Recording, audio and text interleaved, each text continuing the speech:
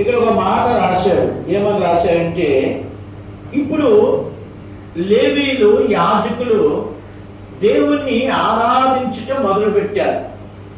ఏమని మొదలుపెట్టారంటే చూడండి, యెహోవా దయాళుడు, ఆయన కృప నిరంతరముని స్తోత్రము చేసేది. ఈ మాటను గుర్తుపెట్టుకొని కోరుతున్నాను. ఆరాధన కొరకు వచ్చిన మనము కూడా దేవుని యొక్క దయాళత్వాన్ని జ్ఞాపకం చేసుకోవాలి.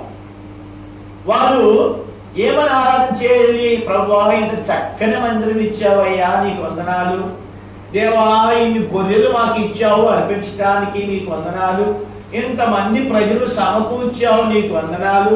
దేవా, మా రాజైన సులోమాన్ని ఇచ్చావు, అందుని బట్టి నీకు వందనాలు.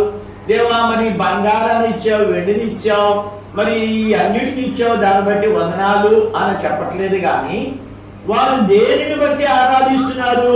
మందిరాన్ని బట్టి దేవుని ఆరాధించట్లా, ప్రజలు బట్టి దేవుని ఆరాధించట్లా, కానీ వారు దేవుని యొక్క దయాళత్వాన్ని బట్టి ఆరాధిస్తున్నారు. ఎందుకని? ఆయన దయా దాక్షిణ్య పూర్ణుడు అని బైబిల్ చెప్పింది. ఆయన దయగల వారి పట్ల ఏం చూపిస్తాడు? దయను చూపిస్తాడు.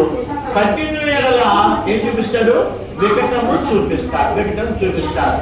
కాబట్టి ఈ ఉదయకాల సమయం ముందు మనం కూడా దేవుని ఆరాధించడానికి, దేవుని గణపరచడానికి, దేవుని మహిమపరచడానికి వచ్చిన మనము దేవుని యొక్క దయాళత్వాన్ని జ్ఞాపకం చేసుకోవాలని దేవుడు కోరుతున్నాడు.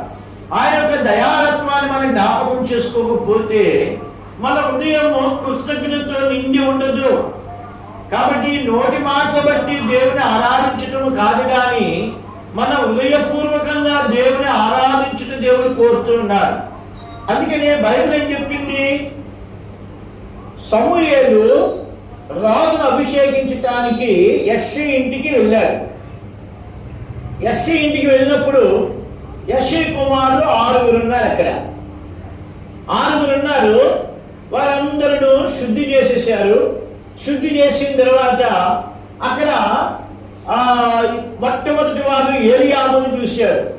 ఆయన యొక్క అందాన్ని బట్టి, ఆయన యొక్క బలాన్ని బట్టి ఇతను ఏమనుకున్నాడంటే, సమూయేలు లాంటి గొప్ప దైవజనుడే ఏమండి, ఆయన ఏమనుకున్నాడంటే, యెహోవా చేత అభిషేకించిన వాడు నా ముందు నిలబడ్డాడు అన్నాడు. అని తైలపు కొమ్ము తీసేసి, ఆ రోజుల్లో తైలపు కొమ్ము ఉండేది అండి, గురుపోటు కొమ్ములు విరిచి ఆ కొమ్ముల్లో ఏం చేసేవారంటే తైలాన్ని పోసి ఆ యొక్క దానికి బిరడా పెట్టి వెళ్ళేవాడు.